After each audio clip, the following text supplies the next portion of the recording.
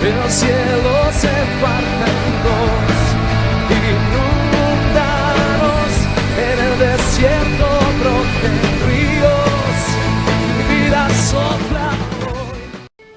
Bienvenidos a su devocional Caminando con Cristo.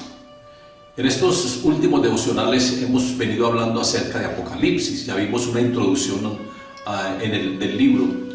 Vimos también en dos devocionales la iglesia de Filadelfia, una iglesia que no tuvo reproche por parte del Señor, y de allí sacamos unos principios muy importantes para aplicarlos a la misión, a la congregación. Hoy vamos a hablar acerca de la iglesia de Éfeso, una iglesia que sí tuvo un reproche por parte de Jesucristo. Y si de pronto eso está ocurriendo en algunas de las iglesias, pues el propósito es que corrijamos ese error, que corrijamos esa falla para que no vayamos a tener reproche también nosotros por parte de Cristo. El título que le he dado es Aprendiendo de Éfeso para evitar el desamor hacia Jesucristo. Y Éfeso está en Apocalipsis capítulo 2, vamos a leerlo, del 1 al 7.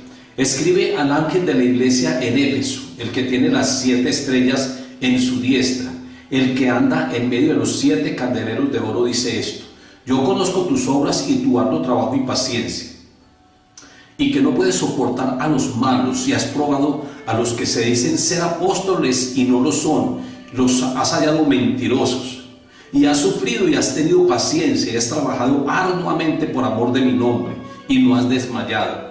Pero tengo contra ti que has dejado tu primer amor.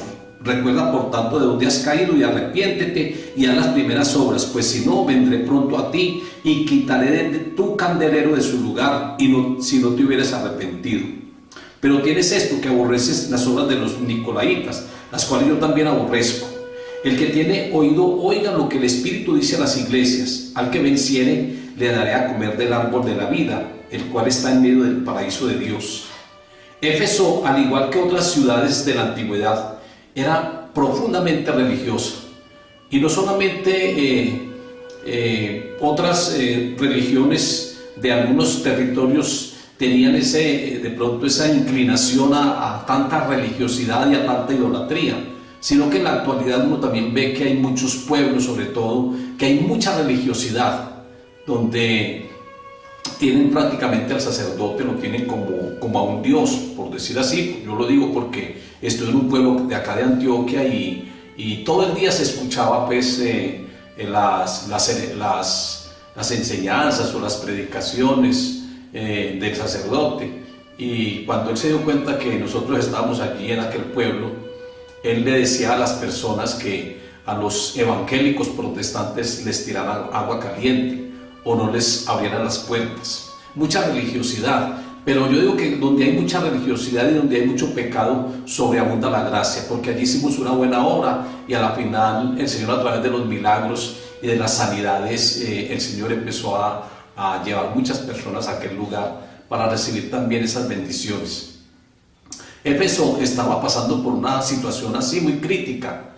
De hecho, Pablo tuvo allí una experiencia muy dolorosa, porque Pablo cuando llegó allí, cuando echó fuera a una niña que tenía un espíritu de adivinación, estas personas que vendían templecillos y todo esto a Diana de los Efesios, ellos trataron de quitarle la vida a Pablo, porque estaban quitando las riquezas que ellos obtenían a través de esto. Pablo decía que no son dioses los hechos por manos humanas, no son dioses. Hay personas que en la actualidad creen eso, que hacen una imagen y creen que ese es un dios, o hacen una imagen de una mujer y creen que esa es una virgen. Tienen como 11.000 vírgenes. Entonces no, Pablo decía, no son dioses los hechos por manos humanas. Su devoción principal estaba en la diosa, en esta diosa Diana. Allí estaba su devoción principal, y allí en aquel lugar se edificaron 3 templos a la diosa Diana. En el mismo lugar se edificaron 3 templos. Dicen que allí hay una de las 7 maravillas del mundo, y es uno de estos templos a la diosa Diana. Parece que la doctrina de los nicolaítas se refiere al nacimiento de niños a través de la diosa de los Efesios. Es decir, que le atribuyen a ella, porque como ella es la diosa de la fertilidad, le atribuyen a ella que ella tuvo muchos niños. Entonces la iglesia tradicional adopta esta creencia, o esta idolatría y esta mala creencia, para asegurar de que Dios nació a través de la diosa María.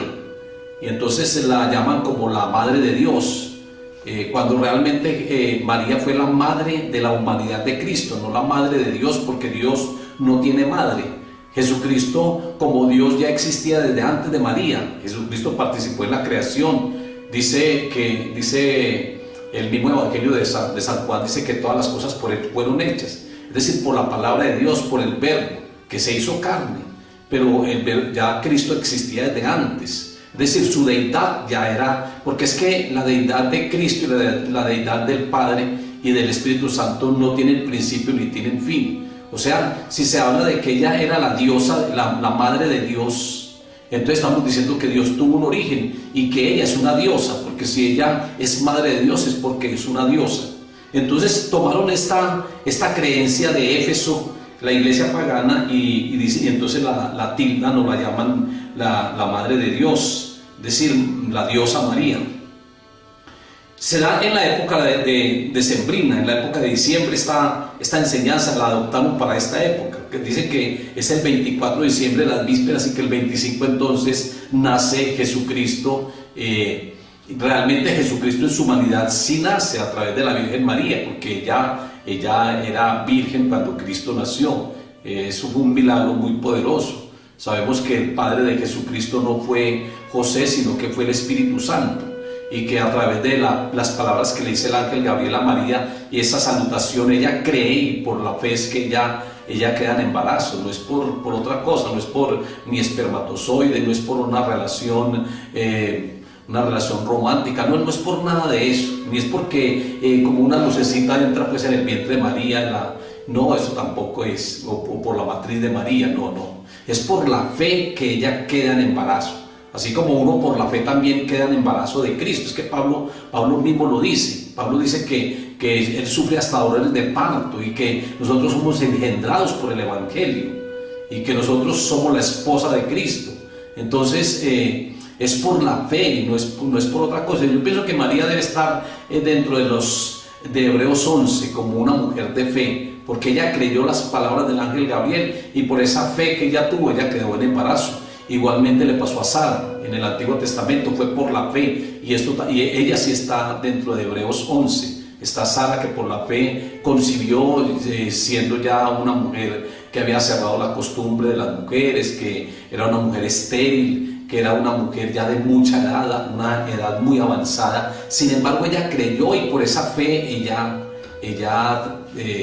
quedó en embarazo también, aunque ahí sí hubo una relación conyugal entre Abraham y ella, pero se necesitó la fe para que ella quedara en embarazo. Entonces la iglesia tradicional adopta pues esta creencia, y ellos dicen que el 24 de diciembre, cuando realmente Jesucristo no nació por esa fecha.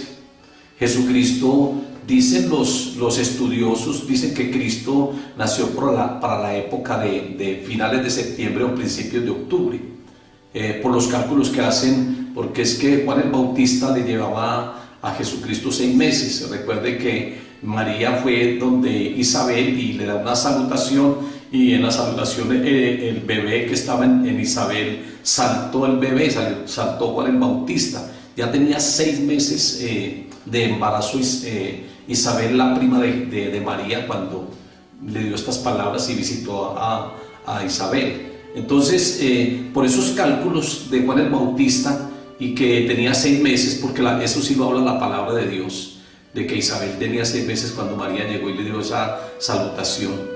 Entonces, por esos cálculos dicen que Jesucristo nació más o menos en la época de finales de septiembre o principios de octubre, pero no en diciembre. Es que diciembre es una fecha, porque es una fecha especial para el paganismo.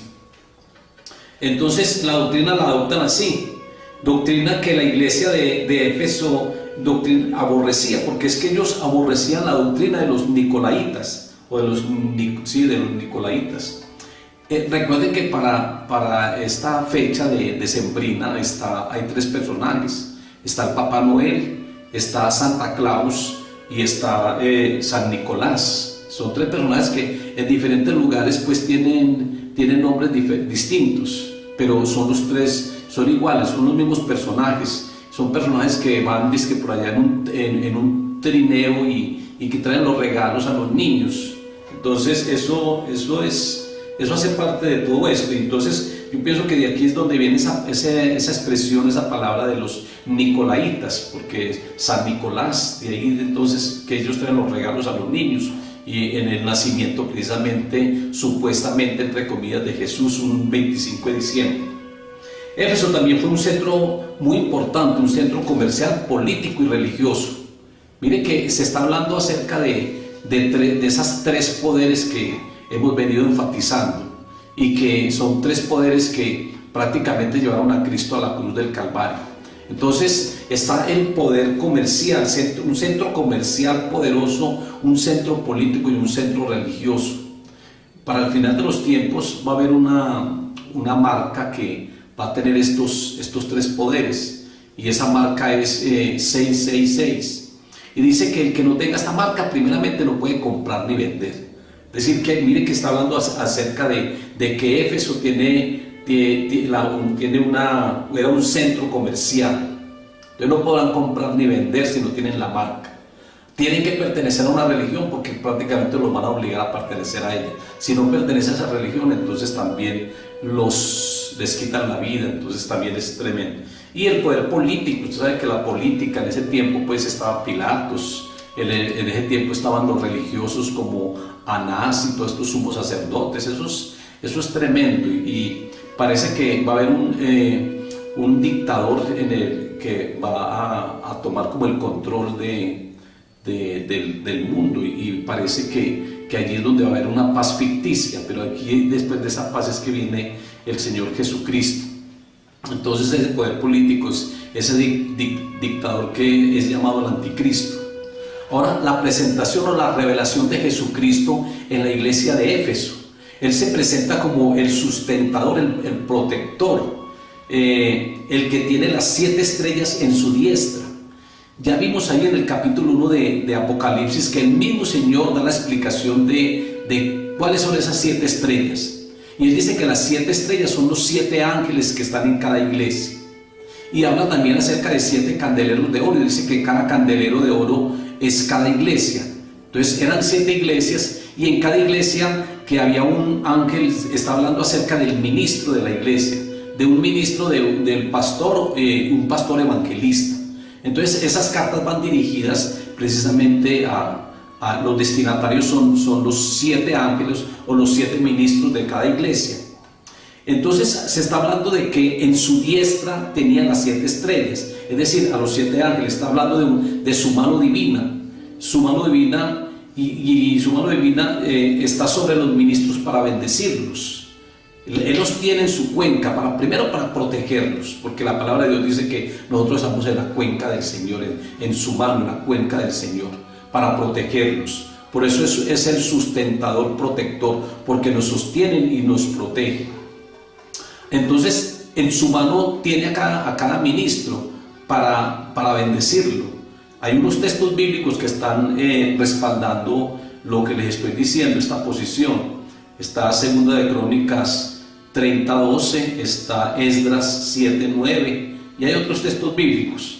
Pero también dice que en su diestra, también en su mano divina, también es muy importante, está sobre los ministros para disciplinarlos también cuando haya que corregirlos. Yo digo que las correcciones del Señor son muy importantes, porque el Señor dice que a los que Él ama es a los que Él disciplina. Entonces es muy importante también que el Señor a veces discipline, no tomarlo a mal, porque dice que bienaventurado el varón que soporte la disciplina. Entonces esto también es porque dice que es porque el Señor nos ama, y Dios quiere es que las personas se corrijan y sean cada día mejor, que no tengamos estas fallas o estos reproches, sino que haya de pronto, si alguien está cometiendo un error de estos, pues que sea disciplinado, pero el Señor lo hace en ese buen sentido, porque los ama y porque quiere que cada uno de nosotros evaluemos cuando Él venga. Ahora, su mano divina, porque ahí estamos en la diestra de su mano, cada ministro, es una mano poderosa. que está sobre los ministros para guardarlos, está sobre los ministros para apoyar a los débiles. Aquí hay algunos textos bíblicos: Éxodo 19:4, Salmo 18:35, para apoyar al débil, pero también para preservar a los fieles. Deuteronomio 6:24, Salmo 31:23.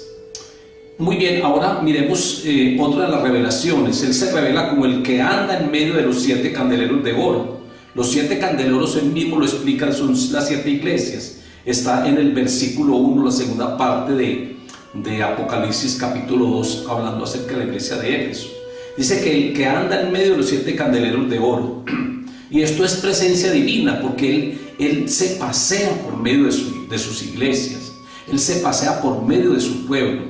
Él dice que cuando estamos 2 o más de 2 congregados en su nombre, Él está ahí. Es decir, que esto nos da a nosotros una promesa que es verdad. Entonces el Señor se pasea en medio de su pueblo. Por eso el Señor debe ser siempre la cabeza de la iglesia, porque el Señor es el que tiene el poder administrativo y un control incuestionable. Él debe ser la cabeza de la iglesia. Su presencia es importante porque en nuestro peregrinar cristiano Él nos va fortaleciendo. Pablo dice que nosotros estamos acá en la tierra peregrinando y que nos espera una mejor patria. Aquí estamos en la tierra, en esta patria, tierra, Colombia, pero nos espera una mejor patria, y que aquí estamos solamente como peregrinos por un tiempo mientras que este cuerpo se desgasta. Pero su presencia en este peregrinar es importante, porque yo digo que es que una vida cristiana sin Cristo es imposible llevarla. Con Cristo es fácil, pero sin Cristo es muy difícil, porque la persona no va a tener la protección y el respaldo del Señor, y va a ser muy tentada, está como a la deriva, está como solo, como dice el Señor, que el grano trigo cuando no muere queda solo. Así es también la persona que no tenga presencia de Cristo, está prácticamente solo y es un punto blanco del enemigo, y va a estar tropezando y cayendo. Entonces es muy importante su presencia en las iglesias. Pero hay personas que han sacado la presencia de Cristo de las iglesias para dar doctrinas y para dar enseñanzas que no tienen nada que ver con el Señor. El Señor siempre es la cabeza, y cuando se habla de la cabeza es la autoridad, es el amo de cada iglesia. Su presencia nos proporciona descanso. Él mismo lo dice en Mateo 11:28: venid a mí los que están cargados, estresados, los que tienen problemas, y yo os haré descansar, porque Él es nuestro reposo. Entonces su presencia nos proporciona un descanso, nos proporciona reposo. Es muy importante su presencia. Su presencia nos da valor en la batalla de la vida. Sabemos que la vida, permanentemente el cristiano está en batalla, o en guerra, o en lucha espiritual, porque recibe permanentemente ataques, recibe permanentemente tentaciones, y al uno resistir la tentación, uno entra en una batalla espiritual, en una guerra espiritual. O cuando uno entra en el campo enemigo para quitarle almas, para uno evangelizar, entonces uno entra en una guerra espiritual, porque al enemigo no le va a gustar eso. Entonces permanentemente estamos en una batalla espiritual, pero su presencia es importante, porque su presencia nos da poder y su presencia nos fortalece. Su presencia es un consuelo en las pruebas. Ahí está en Isaías 43:2, que la presencia de Cristo en la iglesia es un consuelo cuando tenemos pruebas, cuando tenemos dificultades. Recuerde que el Señor a veces permite las pruebas, y la permite con 2 propósitos. Primero, para formar el carácter de las personas, y segundo, para que nuestra fe crezca, para que pongamos la confianza en Él y nuestra fe vaya creciendo. Para eso, esas son lo importante de las pruebas, son las ventajas de las pruebas.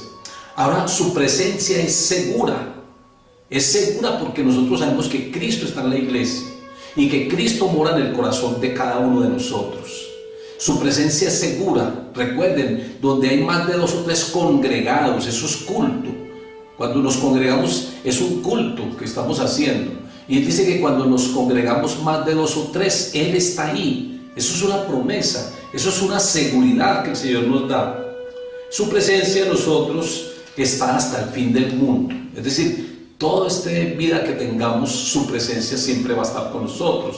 También es otra promesa, está en Mateo 28, 19. Dice que he aquí yo estaré con vosotros hasta el fin del mundo. Esa es la presencia, que el Señor está con nosotros. Por eso Pablo decía que para él acá en la tierra el vivir era Cristo. Ese era su propósito, era la razón de su existencia acá en la tierra. El vivir era Cristo, pero el morir era ganancia, porque iba a pasar directamente a la presencia de Dios y ya iba a estar con Él ahí de una manera ya en cuanto a lo espiritual, ya visiblemente, porque es que nosotros tenemos también ojos espirituales, no materiales sino espirituales, y ya se puede ver al Señor como Él es. Entonces es muy importante. Ahora también se está hablando de la providencia sustentadora, y esto lo vemos en el versículo 7, la segunda parte. Dice que al vencedor le daré a comer del árbol de la vida. Al vencedor le daré a comer del árbol de la vida. Eso es una providencia sustentadora, que el Señor nos da a comer del árbol de la vida. O sea, recuerden que el árbol de la vida es el madero en la cruz del Calvario. Ese es la obra de Cristo. Él murió en un árbol, en un madero. Ese es el árbol de la vida. Ese era un árbol que estaba en el Edén y que Adán podía comer de él, porque el Señor le había prohibido. El Señor le había prohibido sencillamente que no comiera del árbol de la ciencia del bien y del mal, pero él podía comer del árbol de la vida.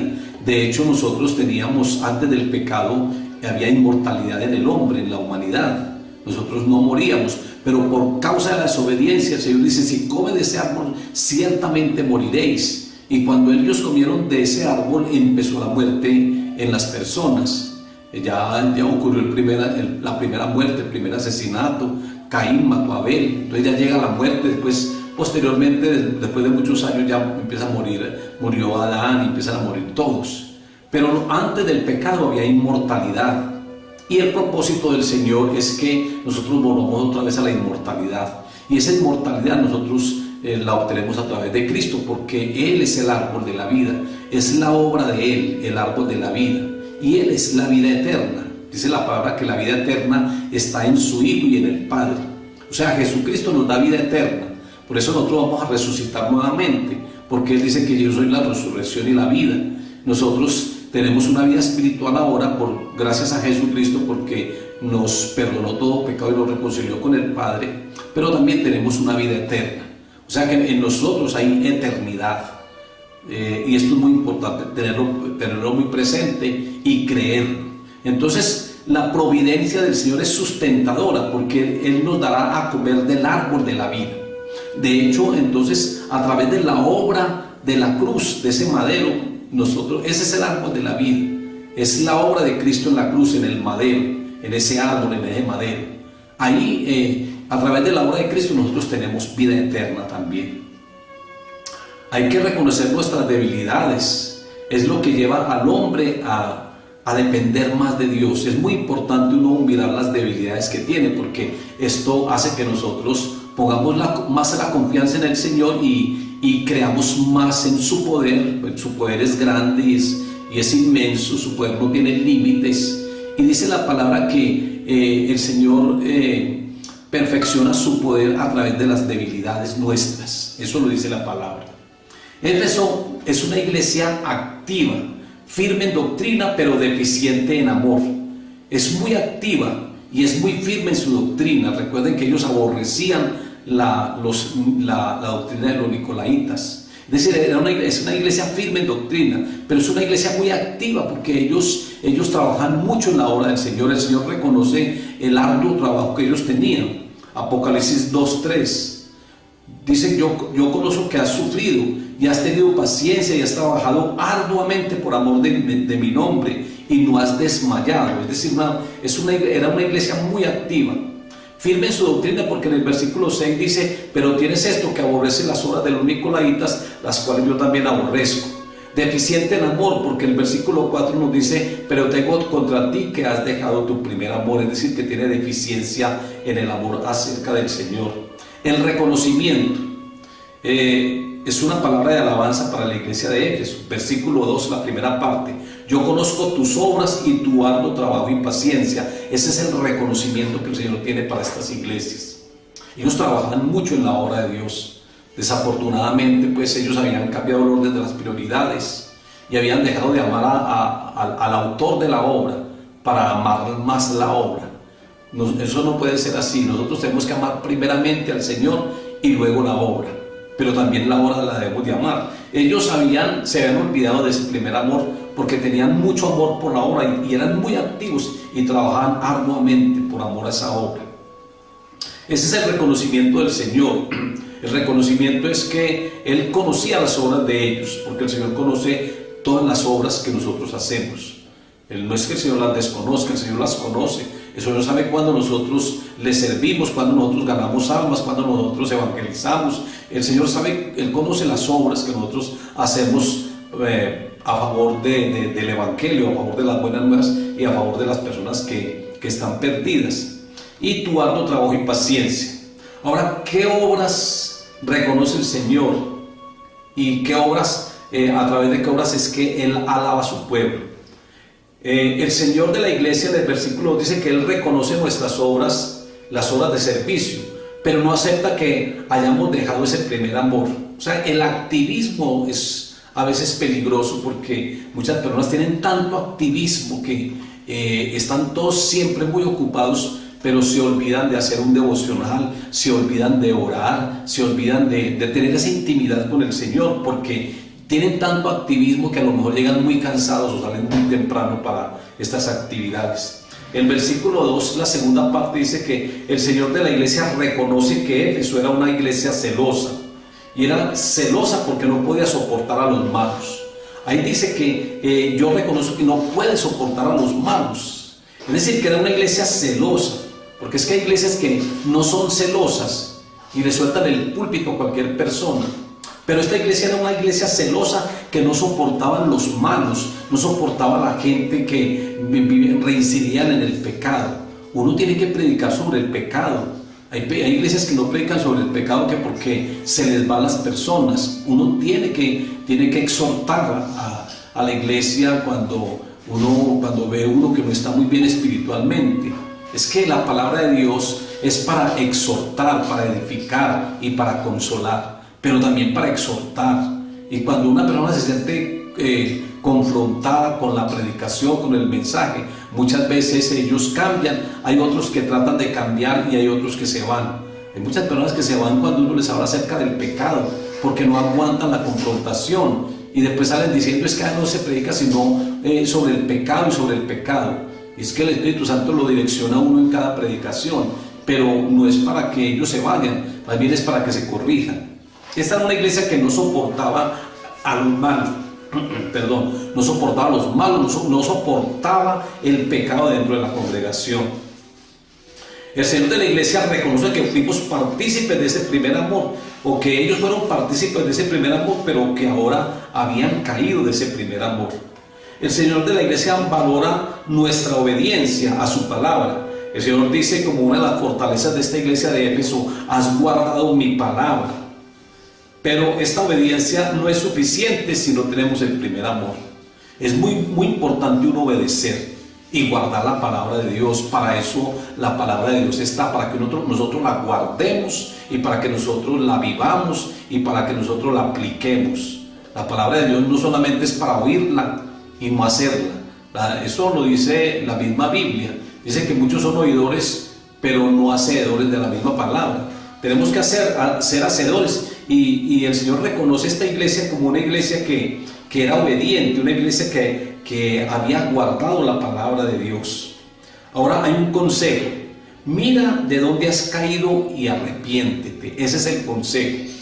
Si la iglesia donde tú te congregas pasa por una situación de estas, el consuelo es que el Señor le dice: mira de dónde has caído, cuál era la posición que tú tenías antes de estar en esta situación, tal vez de descuido de ese primer amor o cualquier otro motivo. Mira de dónde has caído y arrepiéntete, porque sabemos que el arrepentimiento es muy importante. El arrepentimiento es esencial. Es muy importante el arrepentimiento para un perdón de pecados y para que las cosas mejoren. Ahora hay una llamada: el que tiene oídos, oiga. Dice que esto dice el Espíritu a las iglesias, y el que tenga oídos que oiga. El Espíritu está hablando a las iglesias. El Espíritu está hablando a la iglesia donde tú te congregas. Tal vez le está hablando a los líderes, al pastor, a la misma congregación. Esto dice el Espíritu Santo a las iglesias. El que tenga oídos que oiga. Jesucristo también lo decía así. El que tenga oídos que oiga, dice el Señor Jesucristo. Entonces hay que tener unos oídos sensibles a la voz del Espíritu Santo. Porque ese de tener oídos para que oiga es escuche y actúe, es escuche y cambie. El que tenga oídos oiga, es decir, cambie, es decir, obedezca, actúe. Si tú has dejado el primer amor, entonces actúe. El que tenga oídos oiga, es decir, muévase, vuélvase activo en esto, recupere. Mira de dónde has caído y recupere ese primer amor que de pronto ya has dejado. Hay una promesa para el que venciere, y hay que tenerla en cuenta. Es una promesa que es individual, porque dice que al que venciere, está hablando acerca de singular, no está diciendo a toda la iglesia que es vencedora, sino al que venciere. Por eso yo digo que la salvación es personal también, y que la salvación hay que tener mucho cuidado con la salvación, porque aquí dice al que venciere, es decir, que habrán personas que no van a vencer y son de la iglesia, no van a vencer, entonces ellos van a recibir el juicio. Pero aquí está hablando de que el que venciere, el que deje de estar ausente de ese primer amor, sino que el que observe dónde está primero la posición y que han vuelto atrás o han caído, que se arrepientan y que vuelvan nuevamente. Y el que venciere, entonces mire que es en singular, habrán muchos que no van a vencer. Entonces la renovación o reforma en las iglesias surge como fruto del cambio y toma de determinaciones en los individuos. La seguridad de la salvación es para los miembros responsables y no tanto para una iglesia local o para todos los miembros de una iglesia, sino para los responsables, para los que quieren cambiar y quieren recibir las bendiciones. Los redimidos son los que constituyen la auténtica iglesia. Ahora miremos en quinto lugar las advertencias. En el versículo 5, la tercera parte del versículo: pues si no, vendré pronto a ti y quitaré tu candelero. Mire que el candelero son las iglesias, y que las estrellas son los ángeles o los ministros de cada iglesia. Pero el candelero es una iglesia, y aquí el Señor como advertencia dice: pues si no, vendré pronto a ti y quitaré tu candelero de su lugar. Es decir, va a quitar muchas iglesias. Yo pienso que muchas iglesias se están cerrando precisamente por eso, porque el Señor lo está pasando por un sedazo, y los que no son aptos, el Señor está cerrando las iglesias, está acabando con muchas iglesias. El Señor dice que si no, vendré pronto a ti y quitaré tu candelero, es decir, quitaré la iglesia de su lugar, si no te hubieras arrepentido. Y es muy doloroso que una iglesia que el Señor le haya entregado a uno la tenga que cerrar. Es que cuántas iglesias no han cerrado, y yo vi a un pastor que lloraba porque la iglesia tuvo que cerrar, muy arrepentido. Entonces hay que tener mucho cuidado con eso. Ahora, en sexto lugar, la solución. Jesús llama a la iglesia de Éfeso a que haga tres cosas. Primero, recordar. Versículo 5 dice: recuerda.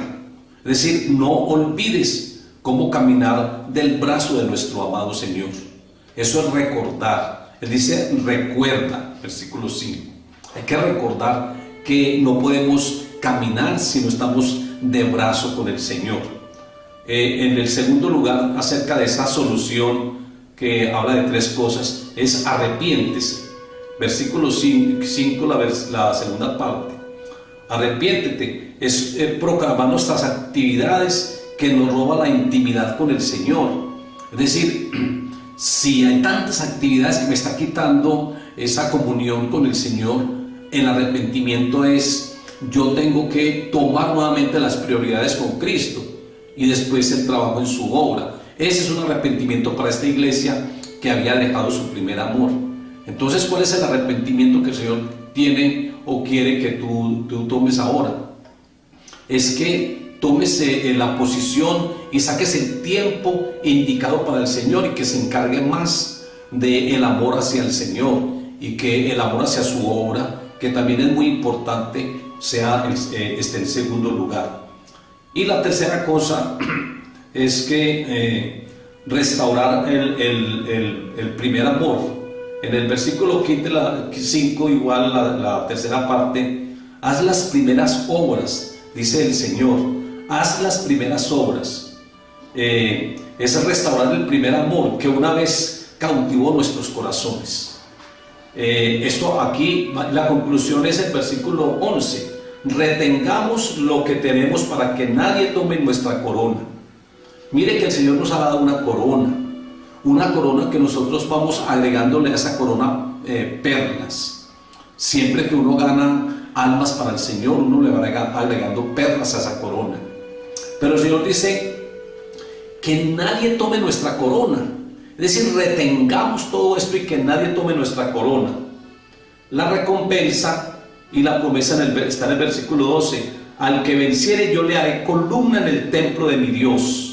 Al que venza, el Señor lo va a hacer como columna dentro de la iglesia, lo hará columna dentro del templo de Dios, y nunca más saldrá de allí, y escribiré sobre él el nombre de mi Dios.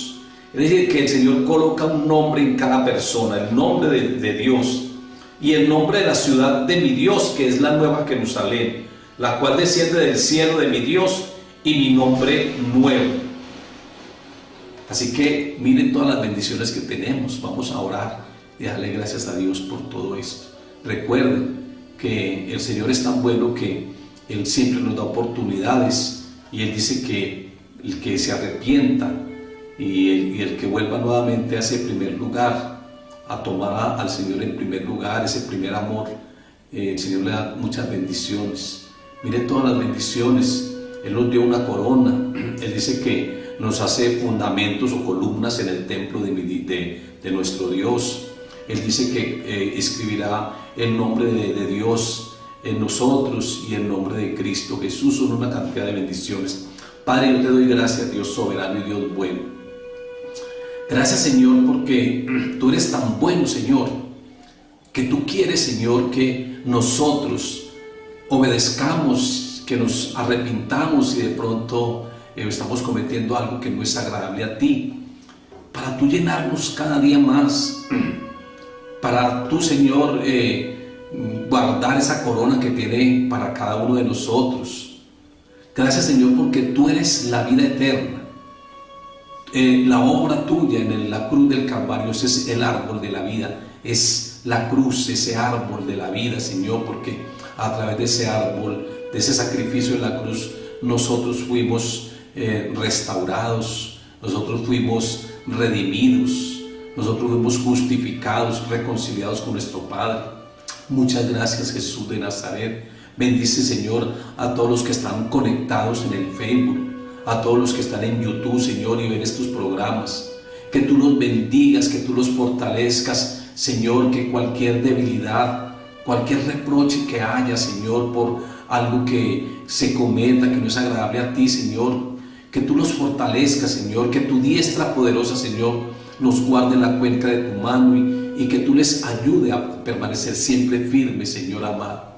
Aquellos que tienen ministerios y tienen iglesias, Señor, que las iglesias siempre permanezcan. Tu palabra, Señor, dice que el que no quiera arrepentirse, el que no sea victorioso, que tú quitarás aquella iglesia de ese lugar. Señor, que tú nos ayudes a todos y que cada día hagamos tu voluntad y seamos mejores en tu obra. En el nombre de Cristo Jesús. Amén y amén. El cielo se parte